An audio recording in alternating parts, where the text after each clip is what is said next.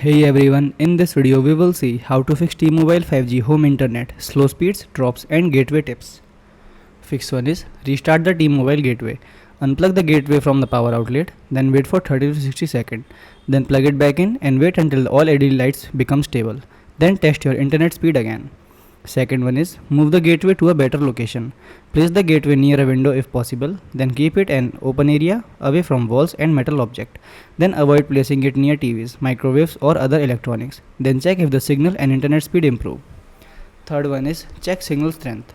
Open the T-Life app, then select your 5G home internet gateway, then view the signal strength. Move the gateway until you get a stronger signal. Fourth one is reduce network congestion. Disconnect devices you are not using, then pause last download or video streaming on other devices. Then test your internet speed again. Fifth one is check for gateway update. Open the T-Life app, then select your gateway. Check if a software update is available, then install the update and restart the gateway if prompted. Then sixth one is reconnect your devices. Turn Wi-Fi off on your device, then wait a few seconds. Turn Wi-Fi back on and reconnect your T-Mobile network. Then test the connection. Thanks for watching.